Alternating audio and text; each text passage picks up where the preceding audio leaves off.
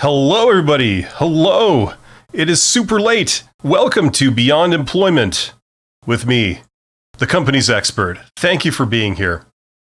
We have 3 people here. 3. Thank you so much for showing up. I honestly didn't know if anyone would show up because it's so late. But, congratulations to Vasant Pawar. I'm sure I'm saying that wrong. I apologize for joining as a member. Thank you very much. You're awesome, Vasant. And yes, tonight we are going to talk about breaking away from corporate slavery. You know, I talk a lot about how to get a job, okay? Because that's the default thing that most people do. They get jobs, they work for someone else, usually at a very low level, the worker level, which can range anything from minimum wage all the way up to, say, $100,000 a year, US, approximately in that area. You can go higher, but usually that's what we see. But if you notice, the people that make more money than that and usually enjoy themselves a lot more are people that often don't follow that route. They don't work for somebody else. They work for themselves, okay? And that's the main thing that we're exploring on this podcast. It's not about how to get a job. It's about how to create a source of income for yourself while going your own way, okay? Because this is a valid career path for many people. And a lot of times, you really succeed by doing this. So that's what we're going to talk about today. That's the purpose of this podcast. So welcome to everyone. There's 11 people here. Holy crap. Thank you for joining me. If you have any questions, if you are a member, you can participate and it'll show up in that little blue box there and I'll see your question. But we're going to explore a few things today. Unlike what I did last week on this podcast, I'm going to start by start with the basics. We're going to talk about the type of people that would want to do this, and for the reasons they want to do it, and what might make sense as a way to go about it from a sort of high level. And then we're going to get into more of the technical stuff, how to succeed, and some of the technical things that that you would do, as well as a distillation of some of the tips and tricks that I've learned over my career, both with myself and working with other people on how to do things and how not to do things. So here we go. Got my trusty drink. And I just watched, it's late on Friday, I just watched the movie Julie and Julia with one of my daughters. Not a bad movie. It's not, I don't know if I want to use the word chick flick, because it's not really a super stereotypical guy type movie. There's no explosions and there's not a good car chase in there, but it's about Julia Child, the famous TV cook from the 1950s, and also about someone who recently passed away, Julie someone or other, who I guess got famous in the early 2000s for doing a blog that was recreating a lot of the Julia Child recipes and cooking them, and apparently it became a bit of a phenomenon. And she wrote a book and it was successful, and they made it into a movie, which is what I watched. And the reason I'm mentioning this is because it's another movie that talks about entrepreneurs. And, you know, if it's good for inspiration. Watching movies about successful entrepreneurs, seeing their story dramatized, I think is really good for inspiration. Not that great for business advice, trying to recreate, the life of Steve Jobs or Bill Gates or Mark Zuckerberg or any of those people is usually not a good idea, because they're usually wild exceptions to the rule. If you kind of do what they do, the odds are heavily stacked against you. Okay. It's sort of like winning the jackpot when you play roulette. All you have to do is go in and, you make big bets and then you win, right? Well, as we all know, the odds of that are very remote, like winning the lottery. What, is much more likely to occur is that you will lose your money if you do that, right? So not that great for business advice, but good for inspiration. And that's a good movie I would recommend. So yes, let's talk about this. Okay. Now, the tagline of this this live stream is how to break away from the corporate world and have your own business or startup, careers beyond simply being an employee. Okay. So that starts with the desire to do it. Okay. Now, once again, I'm not a psychologist, I'm not a psychiatrist, but if you want to do this, okay, in my experience, it begins with having a sort of rebel attitude. Okay.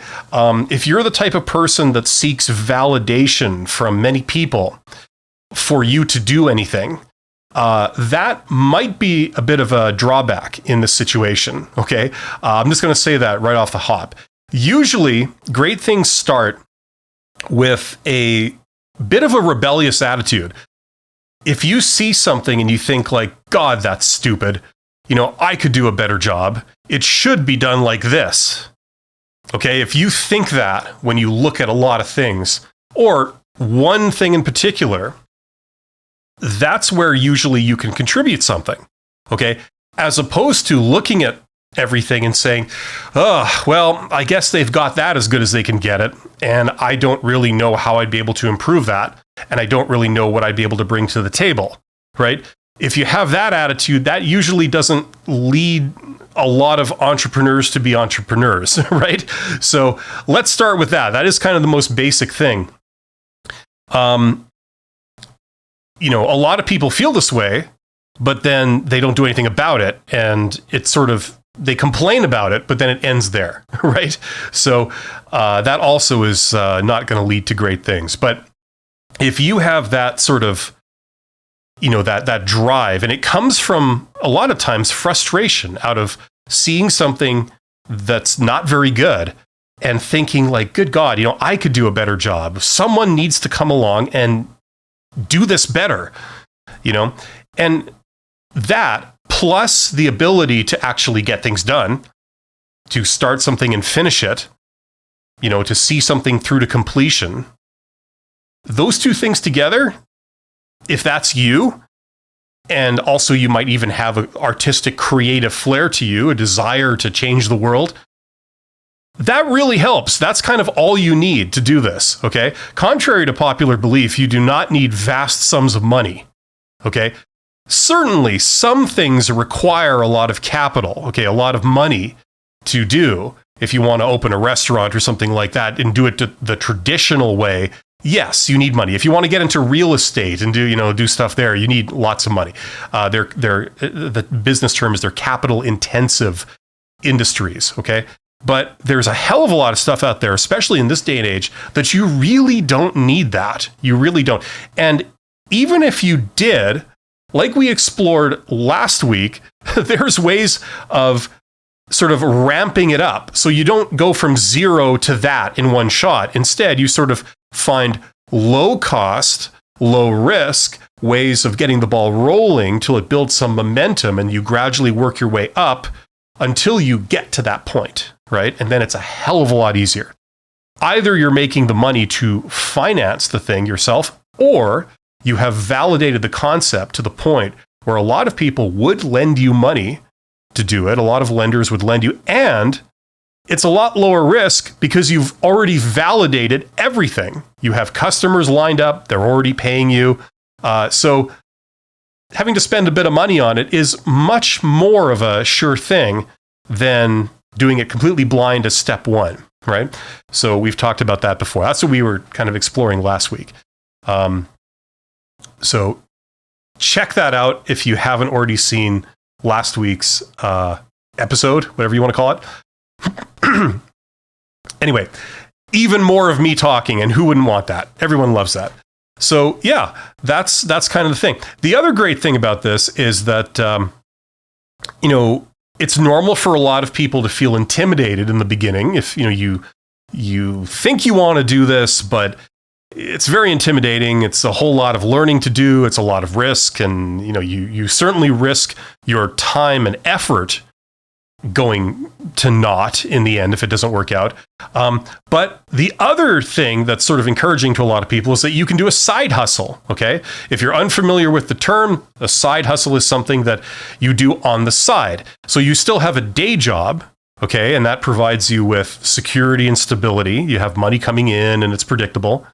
But your entrepreneurial efforts, shall we say, like as a hobby, they're kind of on the side. And it's something that you don't have to quit your day job for. That's never in the plan. And if it works, it becomes another revenue stream. So you're getting paid for your day job, and then you're also getting paid with your entrepreneurial effort that you do sort of after hours. Okay. And a lot of people do this. And some of them, they do it firmly with the intention of it not being a full-time thing. They don't want it to be a full-time thing. It's just something I do on the side. And it's good because it lowers the risk of having all my income come from one place, right? If you have all your income coming from one source, that's a very risky thing, okay? Now, we all see what happens if someone gets fired, right? You lose your income source, or you get laid off. You lose your income source. But more than that, what sometimes you see is entire families that work in the same place. And on top of that, they invest their money back into the company. They buy shares of that company. That's what they do with their sort of savings, right?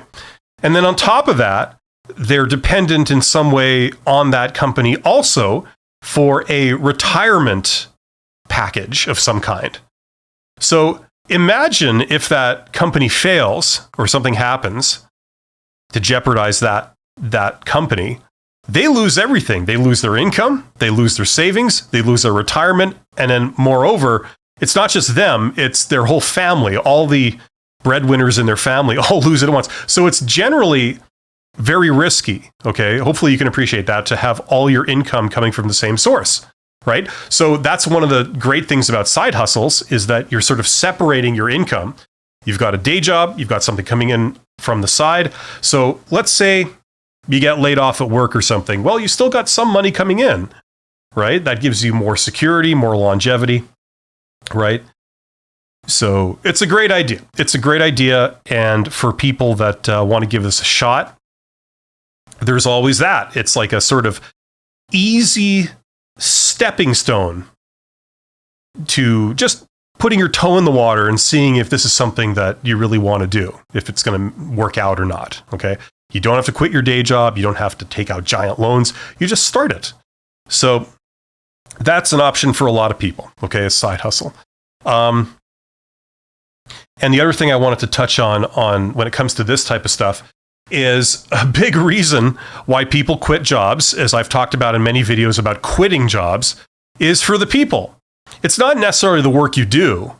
We usually don't see that as one of the top reasons why people quit, right?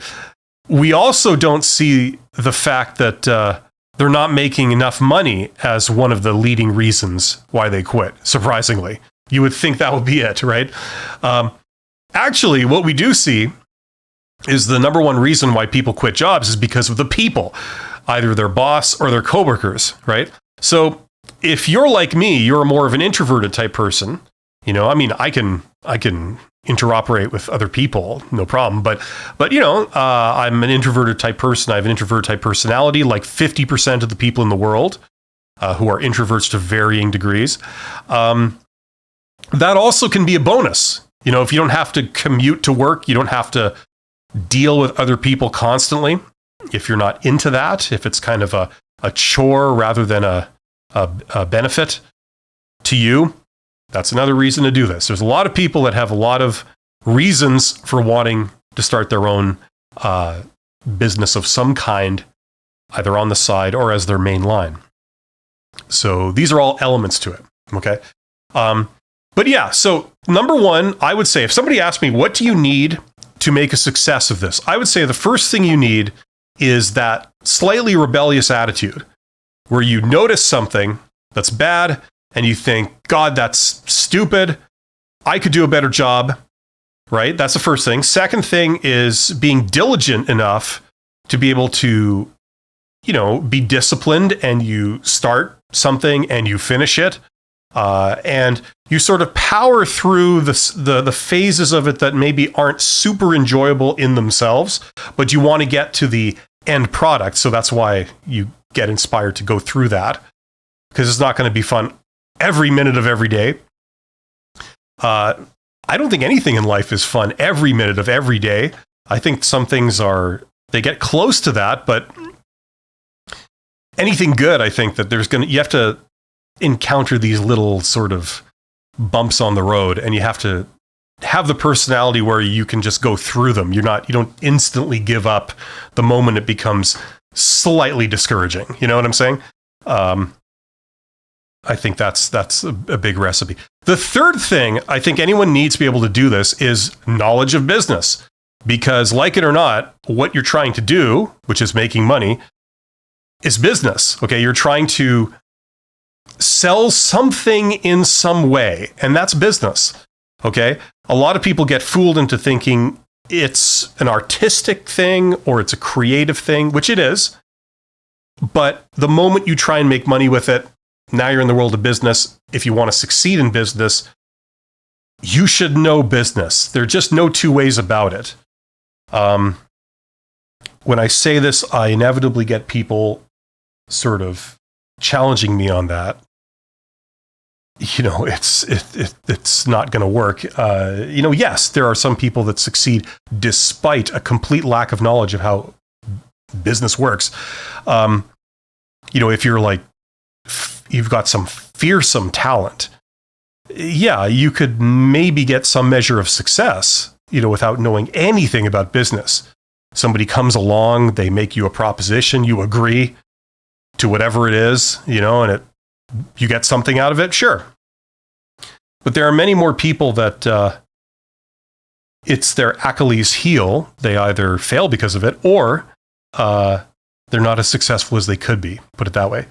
So yeah, I mean, the good part of this is that it's not hard, okay? It really isn't hard. And I'm going to plug my course at some point, but I'm not going to go into it at length today. I'll just say, I've created that thing that if you take that covers you, okay, for that. There are other things you can do too, but that's something I created because I believe it's what you need and it's the best bang for the buck. That's all I'm going to say about it. Check it out in the link in the description if that's interesting to you.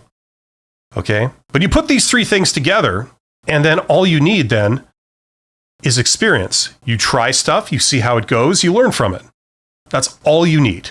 Okay? You have those four things. The fourth one being that trial and error experience. You can do it. And I've seen many people succeed. You have too. I mean, I always use YouTube as an example because that's what's right in front of us. Look at how many different YouTubers there are that have made that their main thing, right? So that's a highly visible example, right? Yeah, so that's kind of the basics. That's sort of the touchy-feely kind of psychological, motivational side of it that everyone likes.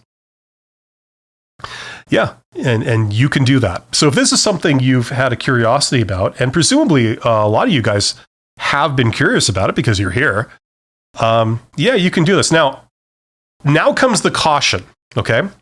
Now comes the things that I've seen that are bad, and that is jumping in with both feet and taking financial risks, certainly early on. If this is your first attempt, if this is your second attempt, I would not be spending a ton of money. I would really try and do this on an absolute shoestring budget. And what do I mean by that? I'm going to do this in sort of American dollars because people are watching from all over the world. And as far as I know, that's sort of the most common frame of reference around the world. So US dollars, I would not spend, in the very first attempt, I honestly would not spend more than $100. $100 to try your first idea. That's what we're talking about. Now, if you can't spend $100, I know for some people that isn't always easy, but for majority of people, they would be able to come up with that. Okay. That's the upper limit. That's the upper limit of what I'd recommend you spend in terms of money. I'm using the term money instead of capital. Usually when you talk about this in a business context, you use the word capital. Capital is a broader definition. It doesn't just mean cash, like money. It means cash or valuables. Like, for example, if you have a large amount of money, you can convert the cash into something else. You could buy a house with it, right? So you don't have any more cash, but you have something worth a lot of cash, right? So capital is sort of an all-encompassing term that means wealth, and it means wealth in any form. You could buy, shares or ownership of a company with your cash, and you have no more cash, but you have something that, at least at that moment, is worth a lot of cash. So that counts as capital. So that's the term that you usually use in a business sense. I'm going to use the term money on this live stream because that's how regular people talk, and this is for us regular people. So, yeah, what was I saying? $100, I think, is the upper limit. And why do I say this? I say this because of the magic of the internet. If you want to do an idea, okay, you have an idea for what you want to do. The beautiful thing about living in the 21st century is that we have the internet. We have God's gift to entrepreneurs, okay? I can't say this enough. If you have a computer or you have a tablet or you have a phone, like a smartphone, already you have the tools to reach literally more than 1 million people, more than 1 million would-be potential customers of whatever you want to do. That's the power of the internet. Never before has this been really a possibility in the world of business until the internet came along. And this is great because anyone can take advantage of it. You don't have to be a big corporation that has lots of people and lots of money and lots of resources. You can be an individual. You can get out there and get your proposition, your message in front of your would-be customers or clients, whatever you're trying to do, right? We know what clients are. They're the same thing as customers, except that you have much more of a more sophisticated relationship with clients. Customers is like customers in a grocery store or like Walmart. The Walmart doesn't really know who you are. They don't know your life story. They don't work closely with you, right? That's customers. Clients are like a lawyer would have clients, right? Clients are people that you have much more of a relationship with. The lawyer knows the intimate details of their client, as opposed to the cashier at Walmart that doesn't have a clue who you are when you buy some groceries, right? So that's the difference between those two words. Okay, customers and clients. So depending on what you're trying to do, you could either have customers or clients. But yeah, what does it cost to get your message in front of, let's say, hundreds of thousands of potential customers? Nothing. Assuming you have an internet connection, absolutely nothing. Okay? What you can do is you can get on social media, right? Get on social media and you can join groups and you can go to the places where people meet and people talk about, a special interest, right? And you could start doing this and you could put out your message, whatever it is. It would be some form of, hello, I'm offering this. Is anyone interested? Right? You put that out there. And the way these things go, it's all numbers, right? It's all a numbers game. It's based on statistics. Okay? If you have an audience of, let's say it's like 1,000 people. Okay, you join some group on Facebook or group on LinkedIn, or you're connected to, you put out something with a hashtag on Twitter or Instagram or whatever, and you get an audience. and you convey your message. Hello, I've got this. Let me know if you're interested. Okay. And that goes to, let's say 1,000 people. Okay. Now, if you've picked the group correctly, okay, you will then get maybe some bites, some people sort of responding and saying, yeah, I could use that. That they're going to say that in some way, shape, or form, or I'm interested in some way, shape, or form. Okay. So this is the marketing funnel, right? Everybody talks about this. It's actually, I've recommended several marketing books. They don't actually mention it by name, but it's there, and it's a convenient analogy. But it's like a funnel. So you start at the top with 1,000 people, and then maybe you get, 15 or so that respond to your message, your marketing message. And then of those people, of those 15, maybe one of them becomes your customer. They say, okay, you got a deal, right? So you start with 1,000, it goes down to 15, and it goes down to one customer or client or whatever. Okay. And then, there's you could extend it, you could have repeat customers, things like this. Okay. But that's the general idea. Okay. So the thing that everyone needs to know is that this is a fundamental concept everyone needs to know. It's the marketing funnel. In order to get that one customer, okay, you had to get your message out to 1,000 people, right? That's the idea. So that ratio of 1,000 to 1, okay, that's how these things kind of work, okay? And it's a big ratio a lot of the times. Now, in the old days, before you had the internet, they would put up a billboard sign or something, that you would see when you're driving in your car, and you drive on the highway and you drive past the sign, and it says, buy this product or whatever, right? So that sign is that company delivering its marketing message to many, many, many people, to its target market, okay? Now, it's getting everyone that's driving past in a car. So a lot of those people will not be applicable to whatever product they're trying to sell or whatever service they're trying to sell, but some of them will be, okay? So how many people drive by down that highway and see that sign? It would be a lot of people, right? Thousands and thousands, okay? Like in a month, how many people would see it? It'd be like, 100,000 people, whatever, right? How many people then go and buy that product or service because of them seeing the sign? Maybe like a handful of people. Obviously, it depends on what you're selling, but I'm saying it's like you're going to get that ratio, right? So that's how marketing works. So if you want to make one sale, you have to get your message out to many, many, many people, right? Now that seems very intimidating. Oh my God, how can I reach 100,000 people, right?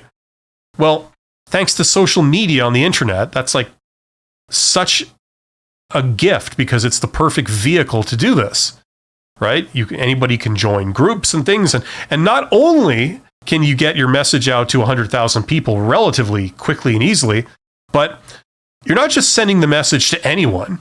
It's not people driving by in a car. It's people that are in a special interest group. So that those people are more likely to be interested in what you're selling than just a group of random people, members of the public, right? So that's one of the things about marketing, right? Marketing is based on these kinds of ratios, right? The idea is that if you want to get a customer, you've got to have a large reach, okay? And I used to know all the theory behind, I used to know all the terms for everything. I can't carry that in my head at 2 a.m. on the weekend, but which it is now. But yeah, it's like sort of awareness, and then you have, they have different formulas for stuff, but it's a very simple idea. Okay. So put together what we've talked about so far. Okay. It doesn't cost you anything, apart from having an internet connection, to be able to get a message to a large amount of people, right? Then, you have to be able to figure out what to say, right? What's the marketing message you want to deliver?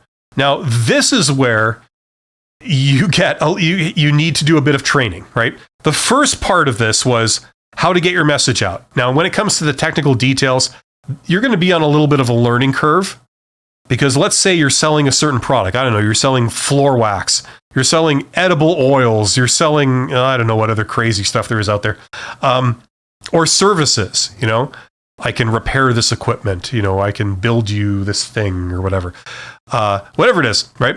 It's going to take a little while to find out where all your potential customers congregate on the internet, right? And then to get your message to them, right? So there's going to be a little bit of a learning curve, but honestly, that's really not that hard of a thing. Then the other part of it is then, now that you can reach them, what are you going to say, right? How do you best sort of say something that will most likely or most effectively convince people to do business with you? They'll say, yes, I'm interested. I would like that. Okay. The other interesting part of what we've talked about thus far is that you don't even need to have a product to learn how to do this. Okay. What you could say is you could sort of just do this just as an experiment to see if you can get any bites, get any people coming back to you that says, yes, I'm interested. Tell me more. Where do I sign? Here's my money. How do I pay you?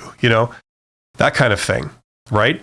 That costs like nothing. It costs your time and effort, right?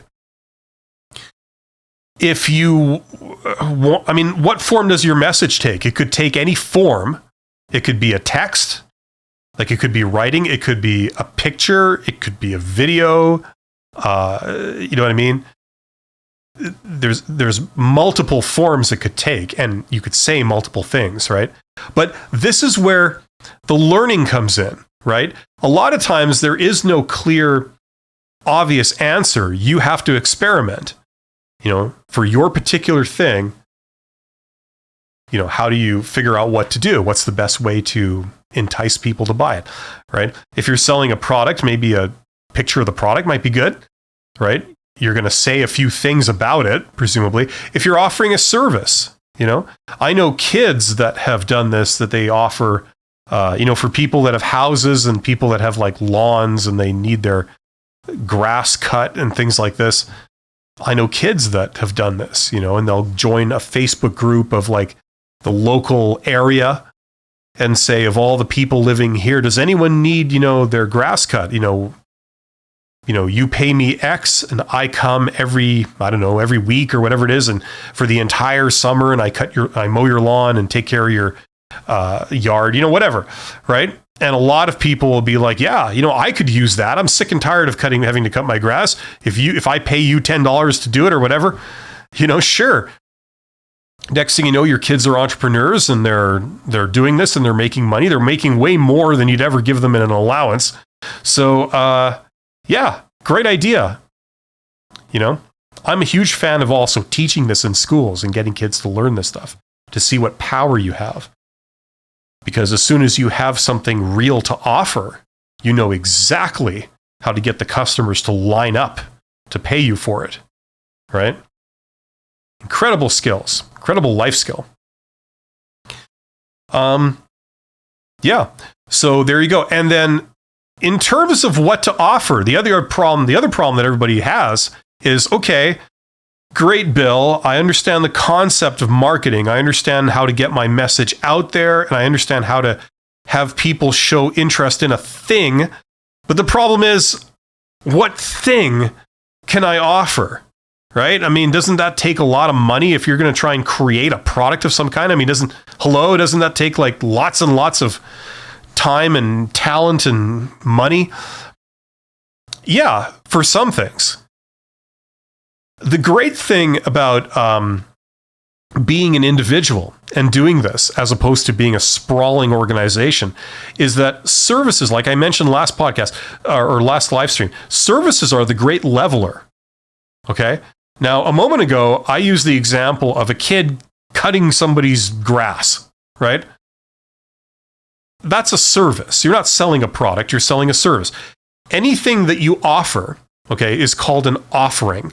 And offerings could be either a product You're selling a product or a service, you're offering a service, or some combination thereof. Okay, it's like a sort of continuum. On the one hand, I'm selling a product. On the other hand, I'm offering a service, or it could be in between. I'm offering a product with a service. Okay, I will, the little kid says, okay, I will not just cut your grass, but I will put fertilizer on your lawn so it helps the grass grow better, right? So I'm selling you the fertilizer, but I'm also selling you the service of me applying it to your entire lawn, okay? So you got a product service combination, okay? So that's all of that is called your offering.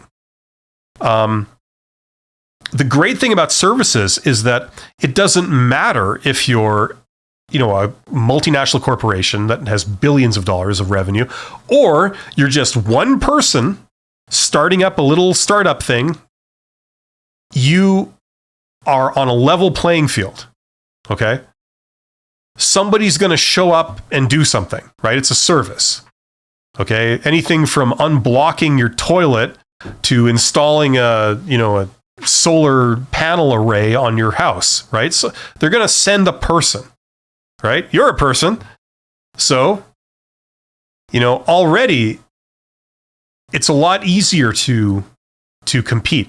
Let's say you're I come from a background of industrial equipment, industrial services. So that's always what's in my mind when I talk about this stuff. There's many, many other areas, but I'm just going to use that as an example. You show up to fix the furnace or something, right?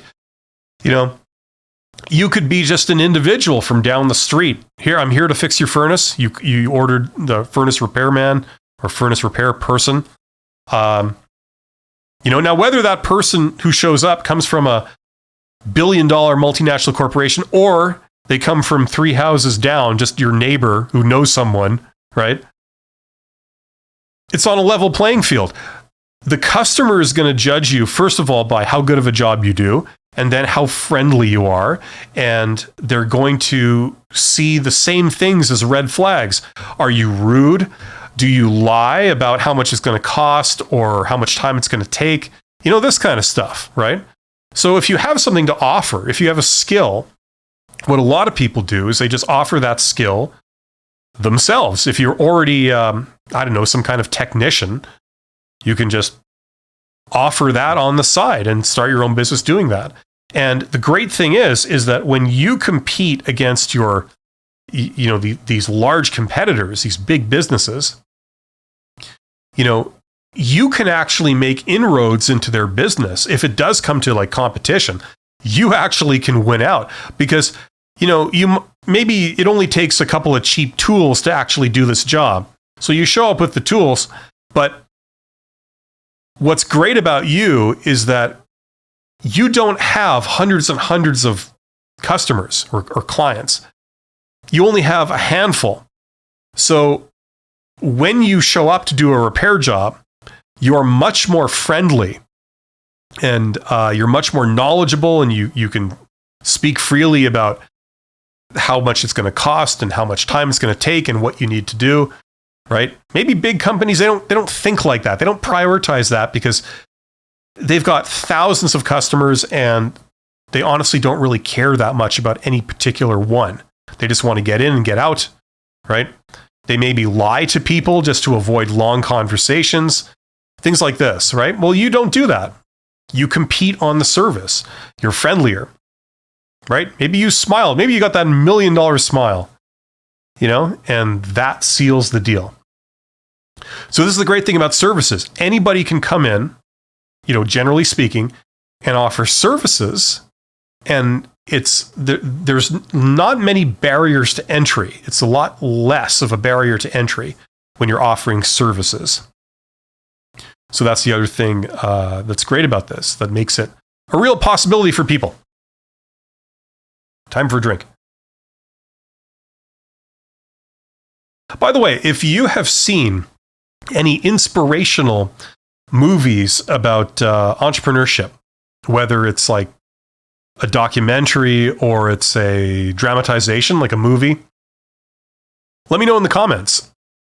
because I can think of a couple, but I know there's a lot more out there. I know many years ago they made that one about Facebook, about Mark Zuckerberg. The Social Network, I think is what it was called. That was okay.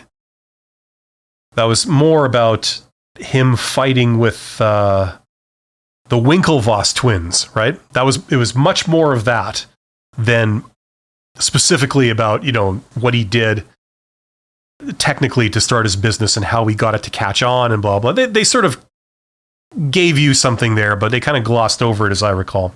It was more about his conflicts with his partners and that kind of thing. And there was a guy that was his CFO, or his would-be CFO, was an early partner or co-founder. There was they had a very contentious relationship. And I remember the movie was about that. That was kind of the central thing going on in the movie. But there's been a few others. A long time ago, they actually had a movie called Startup.com. That was like around the year 2000, something like that. I guess it was shortly after. It was after the .com bubble burst in 2000, 2001, somewhere in there. So maybe in 2002, they came up with that movie, Startup.com. That's a great movie because it's like pretty much a guide of what not to do and how not to act also. You had a lot of people really getting it wrong in that movie. Pretty much almost everything you can do that's bad, they did. And it really shows you what that looks like. So yeah, including a pet peeve of mine, where you have the founder, in this case, they gave themselves the title of CEO. They're the CEO. They had a CEO that was a finance person, which is great if you want to raise a lot of capital, I suppose. They have connections to be able to fast track that.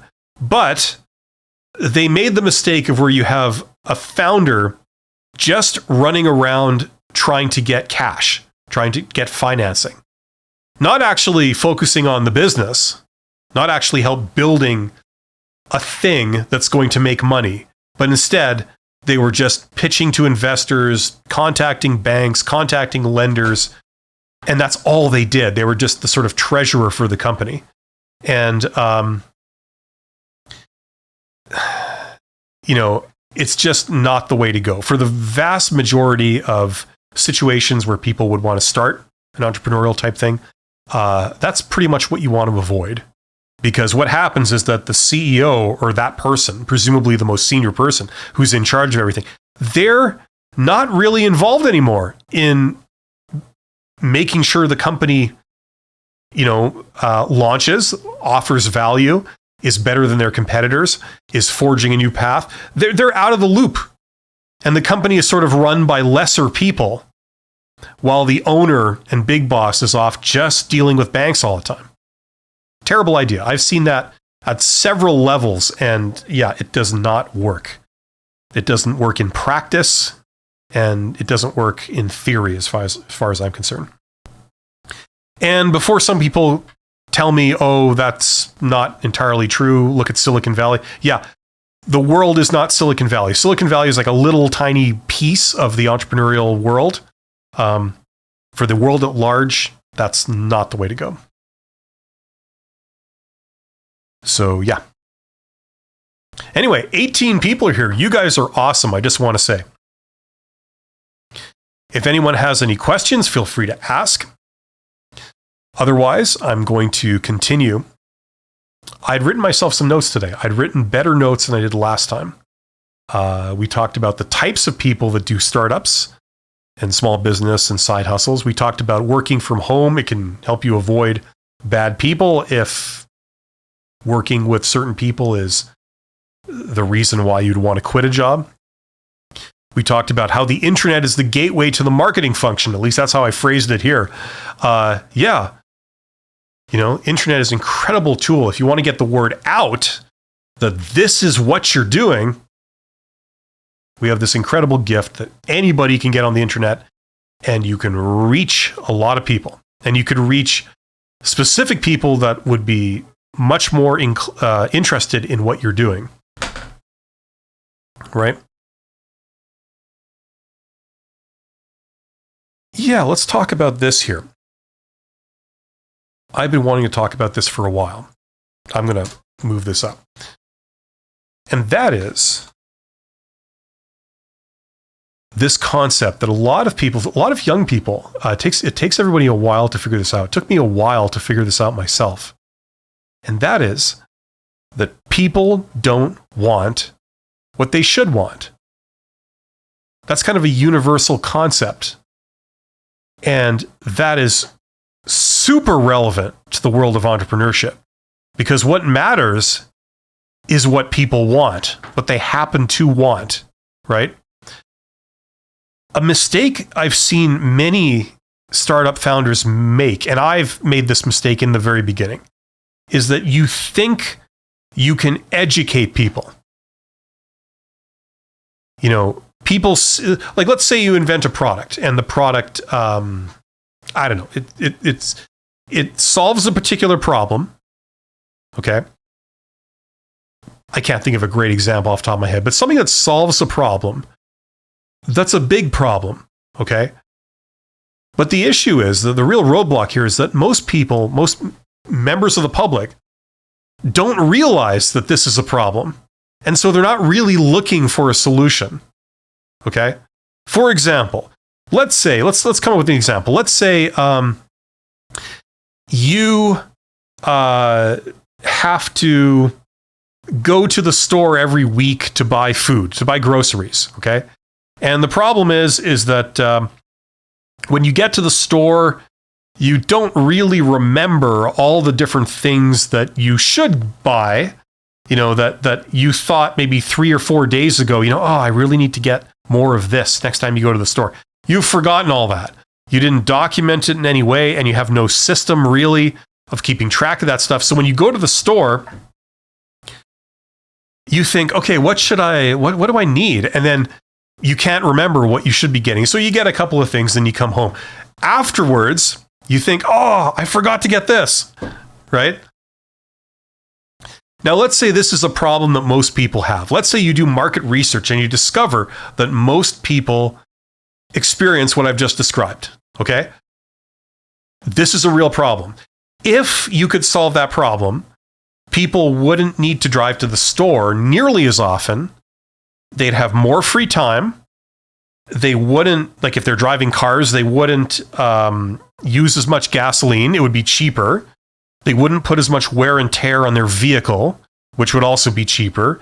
They'd have more time to do other things in their lives that they want to do instead of going back and forth to the store, right? It would be a lot more efficient. So it's good, right? So you come up with some kind of product or service, I suppose, that solves that problem for people, okay? And you're super excited about this. You think like, oh my God, this is going to be huge, okay? I have just solved this problem. I've done this thing that no one's ever done. It's going to revolutionize everything. It's going to revolutionize how people shop, okay? And so you develop this thing, you launch it, and you're met with complete silence.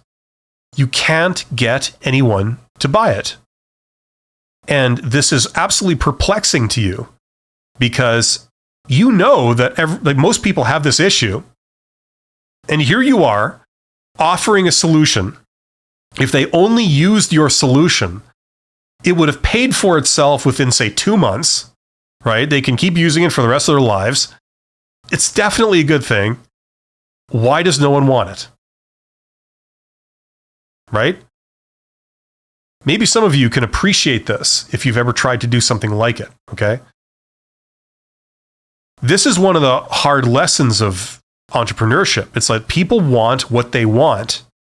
And, you know, you can't educate the public. You really can't, especially when you're small. Like maybe if you're a giant multinational corporation, you can possibly educate the public. Okay? Possibly, but that's a really iffy. You know, if you were IBM, if you're Apple, if you're Amazon, maybe you could possibly educate the public, but usually it doesn't work even for them. The thing is, people just want what they want. And if they're not looking for this and they don't care about it, even though they should, but they're not, right? It's almost impossible to succeed. It's extremely unlikely that you will succeed with that. That sucks. And many entrepreneurs and many would-be entrepreneurs will definitely agree with me on that one. But the reality is that,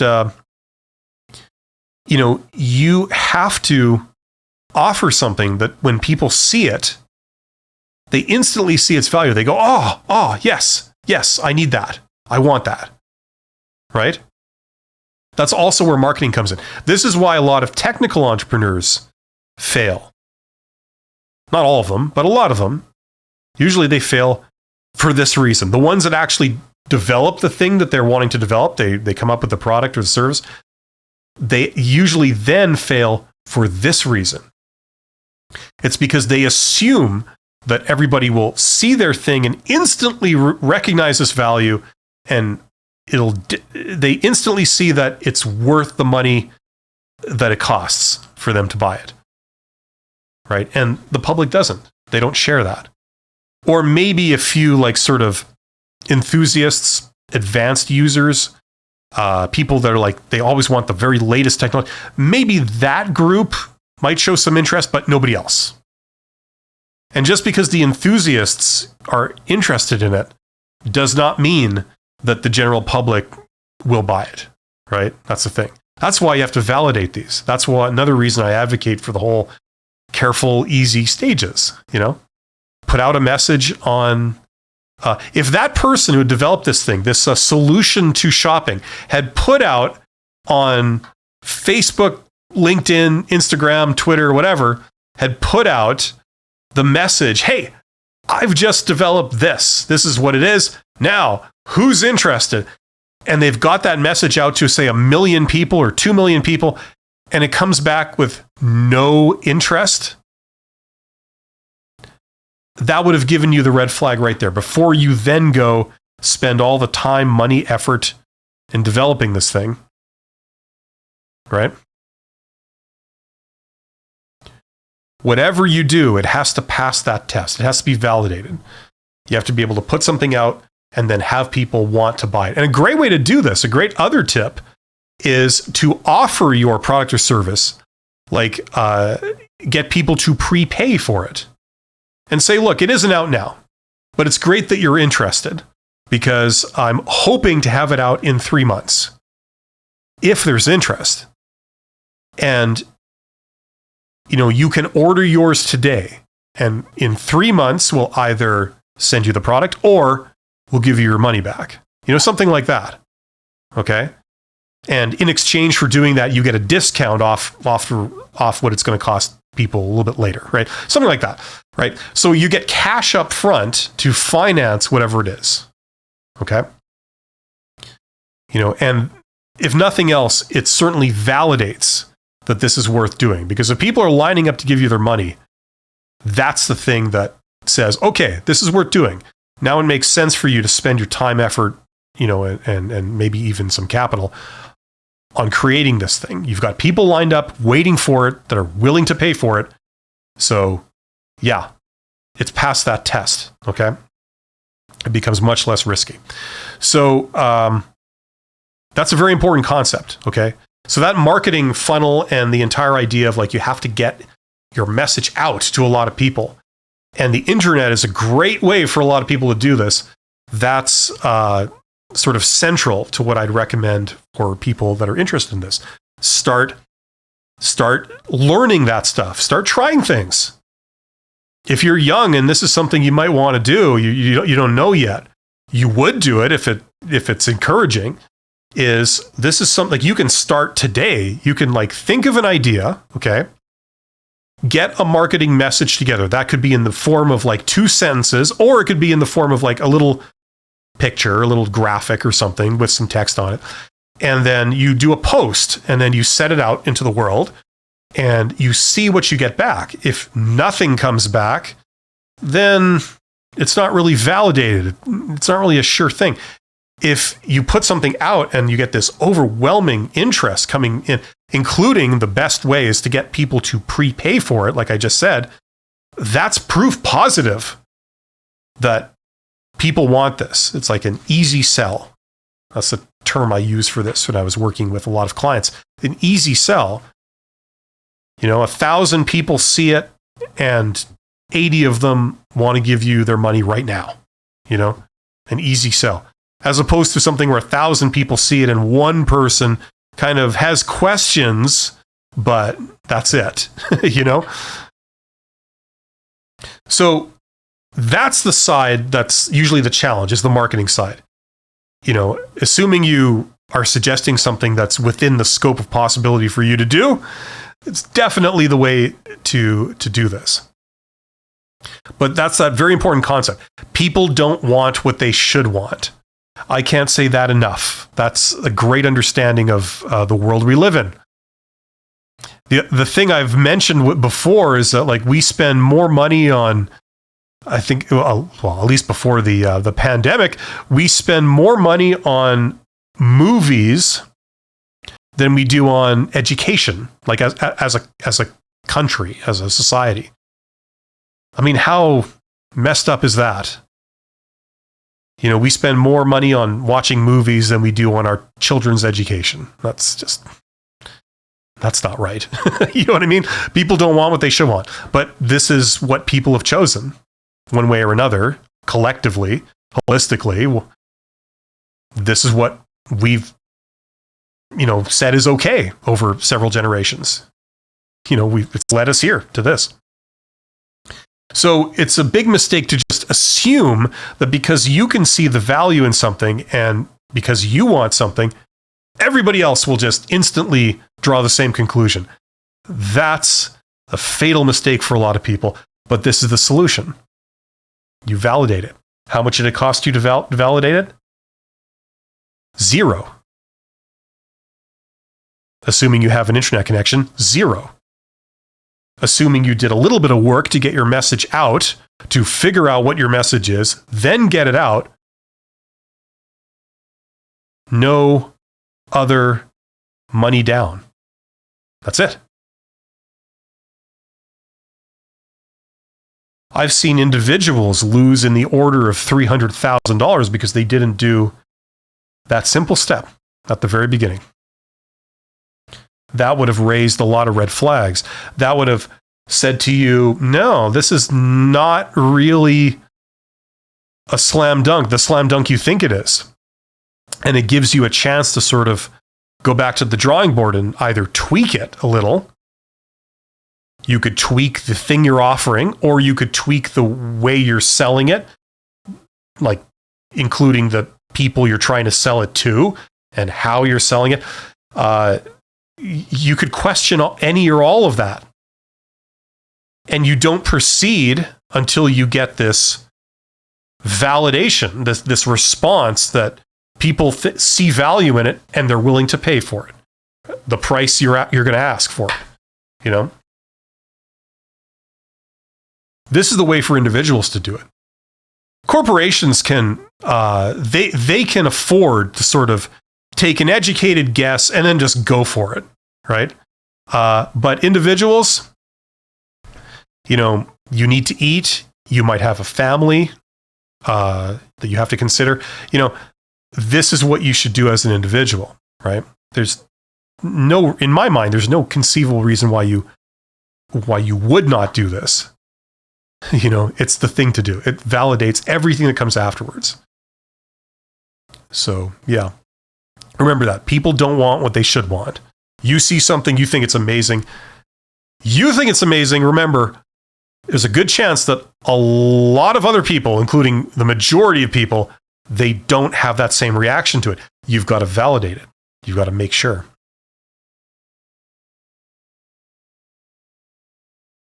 There you go. Deep thoughts, huh? Well, deep thoughts for this channel anyway.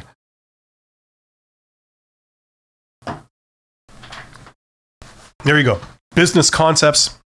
So deep, it's insane, right?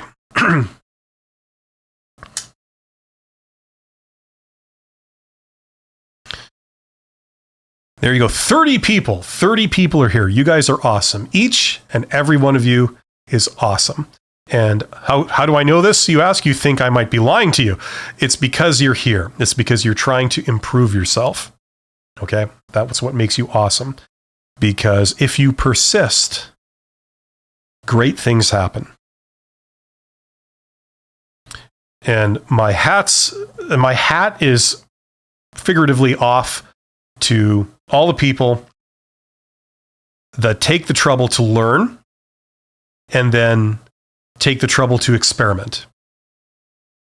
And the name of the game is easy, low-cost experimentation. Because if it's easy and low cost, it means you can do it over and over and over again. And if you do something over and over and over and over again, especially when you're intelligent about it and you're like tweaking it as you go, sooner or later, you'll hit on a winning formula. And that's the beginning of success. You know, anything that prevents you from doing it over and over again is bad.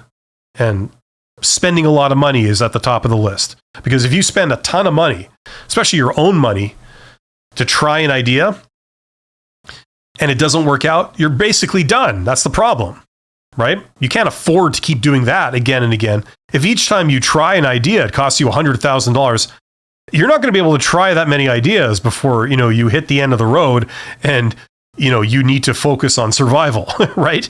So that's the thing. That's one of the reasons why I'm against spending money.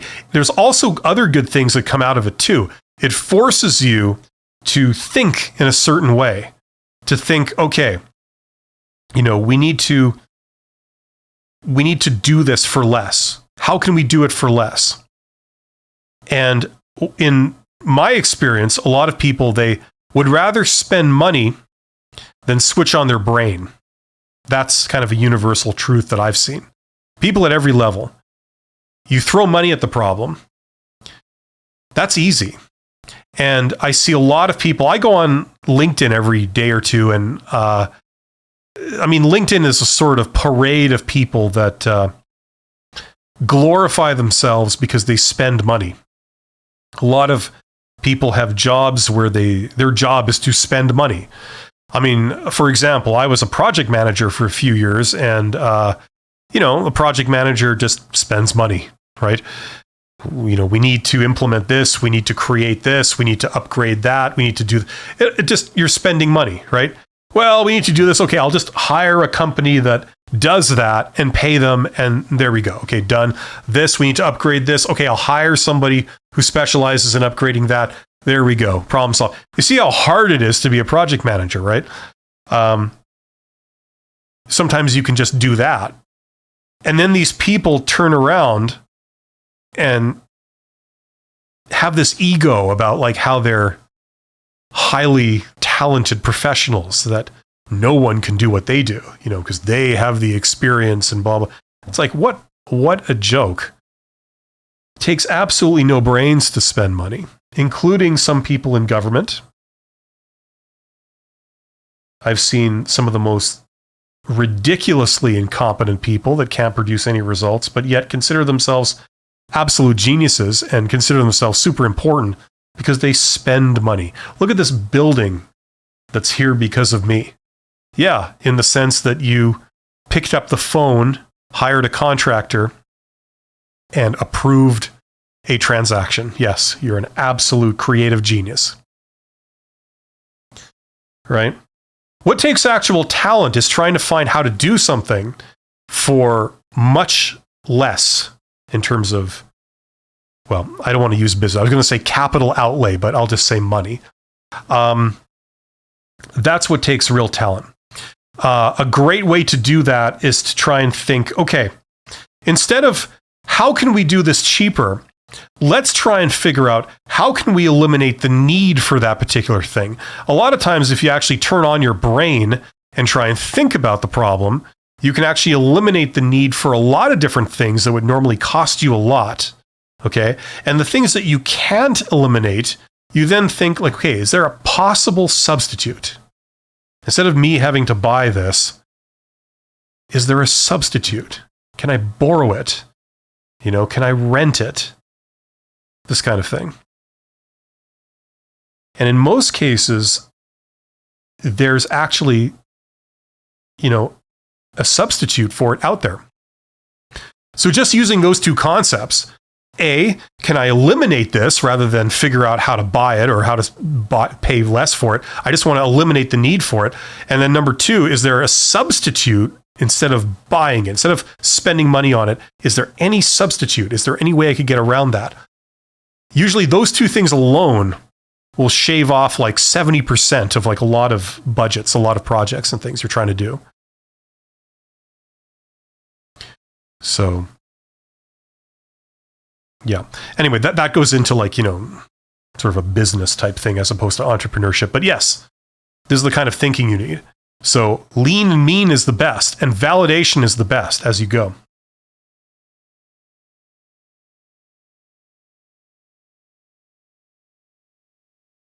But yeah,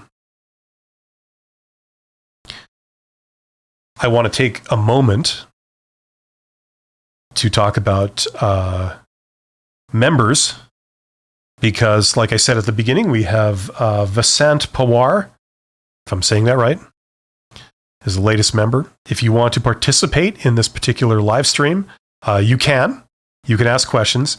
You have to be a member of my channel, which is really not that hard. It's like $5 or something to be a member.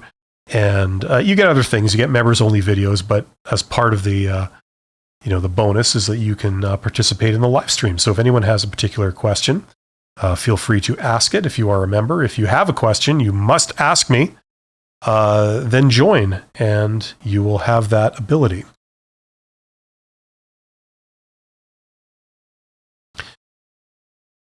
Now there's two things I'd like to get into, but they're both really big, so I'm trying to debate this.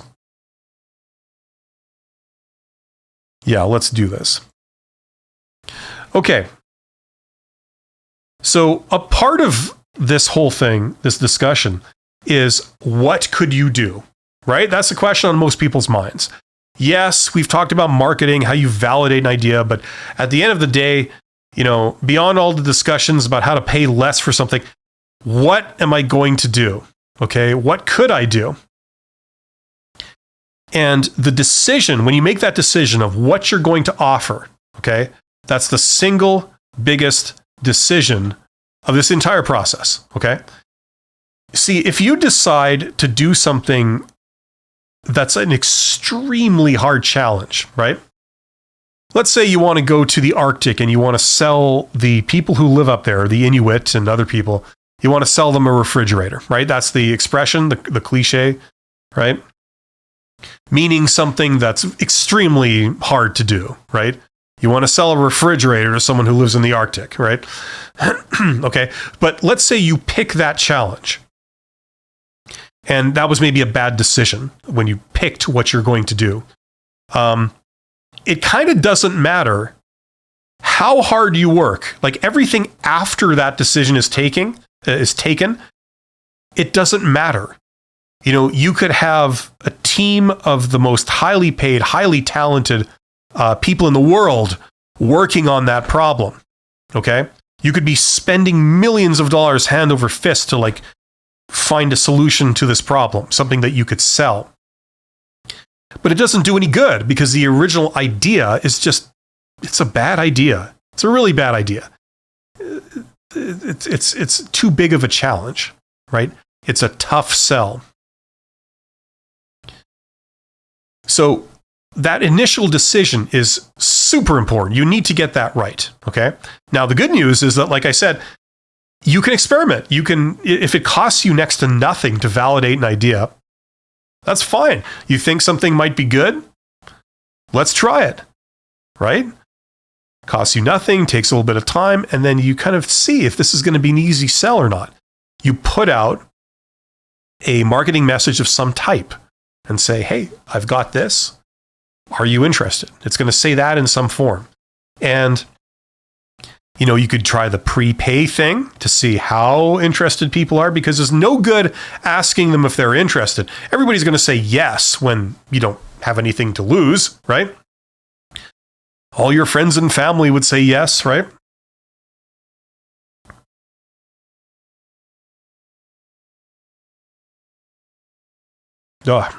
Getting a bit hoarse from talking. So the thing is, if people say yes, but they get out their wallet to pay you what you're asking, that's the true validation. Now, you got to pick an idea. So you pick an idea, you take your best idea and you validate it, and it meets a resounding thud, right? Nobody's interested, or way too few people are interested to really make you want to pursue it any further. So you go back to the drawing board, you think of another idea, right? And you validate that, right? And that's a great way of proceeding, okay? And you don't proceed until you have an idea that when you put it out there, you get a lot of people saying, hey, right here, I'm interested. Let me give you my money because I want one. In fact, I'll take two. My sister's birthday is coming up, right?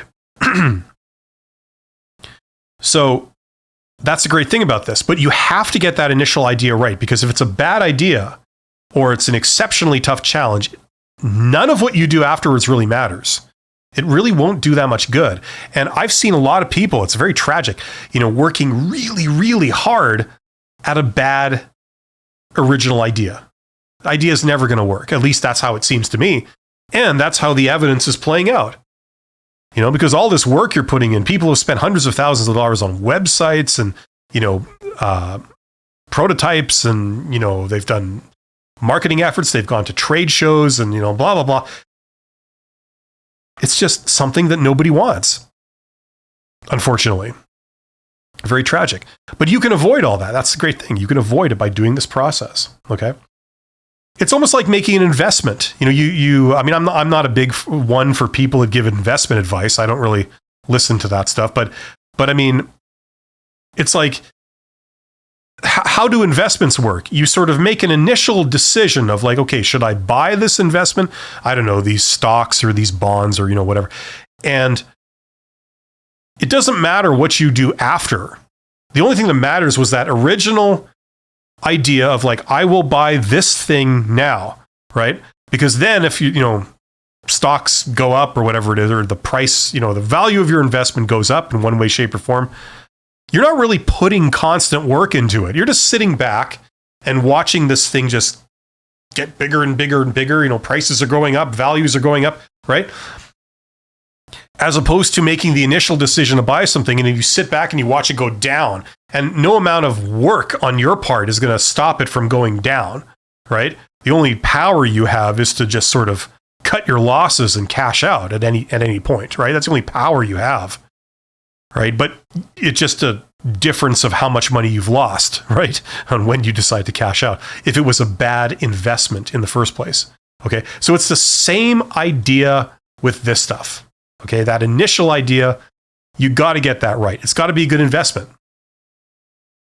So let's talk about how that works. How can you make a good decision? Well, here's the deal. Now, what I'm going to say doesn't come from me. This comes from much more valid sources than me. This originally was done by the ancestors of the Boston Consulting Group, which is I think the number 2 business consultants in the United States. I think the number 1 is McKinsey, and then the number 2 is BCG, whatever they call themselves, Boston Consulting Group. It was their ancestors that started this work, where they analyzed like tons of data over decades, starting from the 1960s.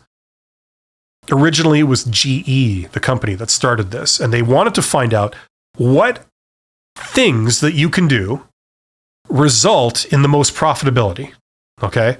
Meaning, like, what's a good idea? What's a good business decision that tends to result in success and wealth, as opposed to something you do that tends to, like, destroy the business, right? And they analyzed many, many, many companies. Like we're talking about companies in every industry, companies of every size, companies that, they do a single thing as opposed to companies that do many, many things, right? Like every possible company, they crunched all the numbers and they looked at like, okay, what did this company do and what were the results in terms of finances, like their accounting? Did they make money? Did they lose money? What led to them making money? What led them to losing money? Okay. And they came to a few conclusions. They studied this over decades and decades and decades. And this is taught in a lot of business schools. It's taught at Harvard. It's taught in a lot of Ivy League schools in the States. They go through this research. It becomes the foundational beginning of a lot of business strategy. Okay.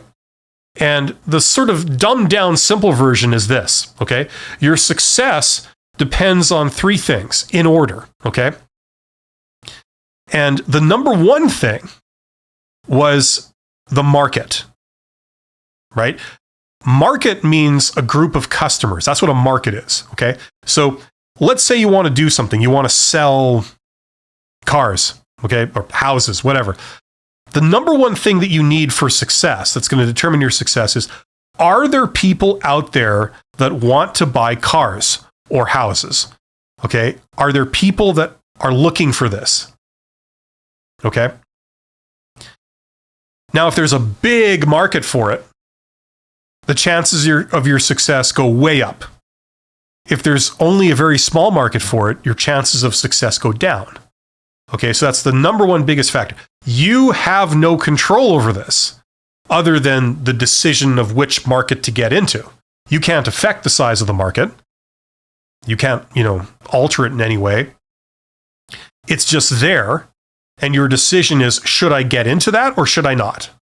Okay. So you have no power over it. That's the first thing you look at, the size of the market. Are there people that are looking to buy this thing? Okay. If the answer is no, then sorry, that would not be a great business idea. The chances of great financial success in that business are very slim. Okay, that's the single most important factor that determines whether you're going to be financially successful in selling this thing. Okay? Outside your control, other than your decision to get it. Number two factor in order, okay, the second most significant factor that determines whether your business venture is going to be successful is your competitive position. Okay? Once again, you have no control over this. This is just the position you happen to be in, what you have at your disposal. Is that very strong or is it not very strong? Okay, I will give an illustrative example in a moment. And the third factor in order, so the next significant factor, not as significant as the first two, is what they call strategy, which means everything you do, how you go about pursuing this idea, all your decisions. Should I do this? Should I hire people? Should I spend this money? Should I design the product this way? Should I only offer services? All of those decisions, they sort of lump into that word strategy. That's everything you do, how you go about doing it. Okay? So that's the order. Those are the three things that determine success in order. So number one is the market. Number two is your competitive position. Number three is your strategy. So let me give you an example of what this actually means. Okay. Let's say you're going to go into business building houses. Okay. You decide to become a builder. You get land and you build shiny new houses on the land. Okay. And when someone buys the house, you make money. Okay. So that's your business. You're a new home builder. Okay. What's going to determine whether that will be successful or not? Okay. Well, the number one factor, the most important factor, is the market. Are there people who want to buy houses here and now? Now, if there aren't any, then it's a bad idea. The odds of you succeeding financially at that business are pretty much non-existent, okay? If there's a ton of people lined up around the block with their wallets out and cash in hand wanting to buy a house, okay, and there's a lot of them, that's going to say, well, this could be really successful. That's the single most important factor of success, okay? So let's say the answer is yes. Okay, so it sort of passes that test. Okay.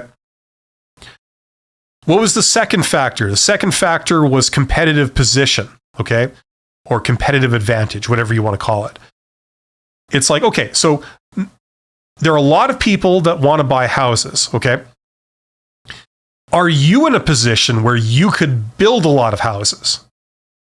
If the answer is yes, like let's say I don't know, 5 years ago, you worked for 2 years in the new home construction business, and you know all the players.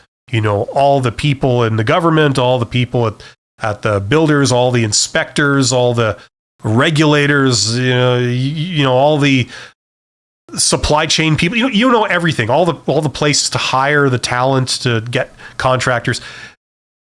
You are in a position where you know how all of that works. You have connections with everyone, and you are in a position where you could start building houses tomorrow. Okay. You have access to plots of land, okay? Which would be, so if that was the case, you'd have a very strong competitive position. If that's not the case, if there's a lot of customers out there wanting to buy a house, but you have no way of getting access to plots of land on which to build houses, you're not in a very strong competitive position. It looks pretty bad. It looks pretty bad in terms of being able to succeed with that idea, okay? So that's what kind of number 2 is. Like, okay, there might be a lot of people wanting to buy houses, but can you build a lot of houses to satisfy that? Okay? Maybe you have the knowledge, but you don't have the money to buy plots of land and build houses. Maybe you don't have friends at the government that they'll give those plots of land to you as opposed to some other builder, so you can't get access to land on which to build houses. You're not in a very strong competitive position, right? So that's number 2, okay? And once again, you don't have control over that, okay? Because in that game, if you want to go into business selling houses or building and then selling the houses, you would need land on which to build them, and you would need contractors to do at least some of the work and blah, blah, blah. And if you can't get those, then it's no dice, right? So let's say you meet both those, okay? So number 1, there's a market. People want to buy a house. They're willing to pay for it. They've got the money. They know how much it costs. They're perfectly happy to pay for that, and they know they need it, okay? So you pass the first thing, market. Number 2, you are in a position to build houses, okay? You know all the people. You have access to land. You can go and do it, okay? So great. You pass step 2. The third one, only then do you get to the third factor, which is strategy, which is how you would go about doing it. Let's say you're a typical new home builder where you lie through your teeth to your potential customers. You promise the earth and the sky, this kind of thing. You dazzle them with amazing promises, blah, blah, blah, right? But you don't have a lot of integrity. Now, in some businesses, that would be a considerable drawback, right? That alone would lead to your failure. Once word gets out that, you don't operate with integrity, you lie to your customers right to their face, they're dissatisfied, they hate dealing with you, that would sink you in a lot of businesses. But in the real estate business, when times are good, you have a lot of people that need a house. They're willing to pay big bucks for it. You're in a position to supply them with a house. It kind of doesn't matter how inefficiently and how unethically you operate, up to a point, I suppose. You still will clean up. It'll be very financially successful to you. That helps explain some quirks, like real estate, like how people can operate in a very sort of underhanded kind of way and still be very successful. It's because of that, right? Because in order, they've got thing number 1 for success, the market. They've got thing number 2 for success. And then the distant third, strategy, that might not be there very well, but they've got the first 2. And that's really what you need. Imagine how much better you could do if you had the third one down. You were efficient. You were, had a very high quality product, high quality service. You could do even better. Unfortunately, in my experience, you don't really see that. I don't know if that exists somewhere. But one of the reasons why they get away with that is because in new home sales, I imagine one of the natures of that business is you don't have a lot of repeat customers. How many people go and buy a house from a company, like a builder, and then 2 years later come back to the same company and buy a second house from them? Not many people, right? So if you don't have a great relationship with your customers, it doesn't affect you as much in that business as opposed to any other business where you're highly dependent on repeat business, return customers. That's when you really got to have a great relationship with people, right? But the thing I just said, okay, those 3 things that success depends on, I feel that I've just given away the crown jewels right there, because this is true for entrepreneurs. It's true for the biggest businesses in the world. It's true universally. And they've proven this over decades, again, and again. That's what you need, right? Like that's the sort of basics of it, but that's the fundamental thing of what's going on. So that, in my opinion, in my, the advice I've given to a lot of business owners and a lot of, entrepreneurs and stuff is like, use that test. That should help you come up with a good idea, a good business idea. It's something you want to do, but at the same time, there's a very strong market. There's a lot of people that know they want that and are willing to pay for it. And you're also in the position where you could deliver that to them. And you could do a pretty good job of it. So look for those. And then, beyond that, start validating it. Okay, if it's something you're passionate about, something you want to do, and it meets that requirement, I'd say go for it. That's definitely something that you should validate. Right? The problem is a lot of people don't think like that. And that's where they just brush ahead. Number 1, big mistake. Number 2, they then spend a lot of money. Number 2, big mistake number 2. You like this? Who did that? I think it was like the Spice Girls or something. I was doing this. I just remember that. Maybe it was a dream I had. I don't know. Anyway, either way, it can't be good. But those 2 big mistakes right there, that sinks the vast majority of people that I've had personal experience with and I've been involved with, like the ones that failed. It's because they did one of those 2 mistakes or both, right? So if you can avoid those already, you're doing better than probably 75% of a lot of would-be startup founders right there, or entrepreneurs.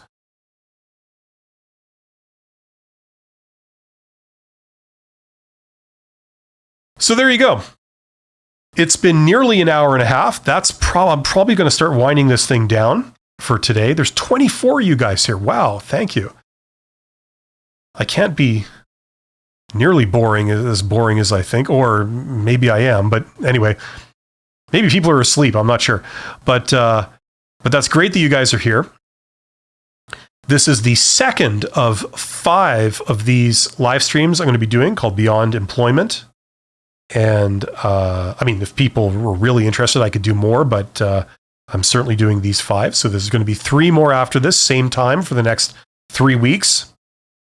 Really late on Friday. So if you're in North America or South America and you just had a wild night on the town and you drank a keg and then came home and wanted to talk business, which happens. That's where the most interesting business discussions happen, I find. Hopefully this is working for you. So, yeah, I guess I will end off by doing my usual thing, saying that if you wish to interact directly on one of these live streams, you can join as a member. Failing that, if you are interested, I have that $100 MBA course, which I created, and I created it for the express purpose of helping people learn the essentials of business, and more than the essentials. You can go a lot deeper in the course because you're using the same books that they use in Harvard and a lot of Ivy League schools in the States. Instead of taking the class there, You're just reading their textbook, right? So no, you don't get exactly the same experience, of course, but you do get a hell of a lot of, the technical details, the technical material, the learning that occurs. And that's all you need, because this stuff really isn't that hard, So for $100, you get essentially, I'm going to lead you through several courses, the equivalent of what you would take in an MBA, using the same books that they use in university MBA programs, some of the best books in the world that cover the various topics. And you learn about things like finance, accounting, marketing.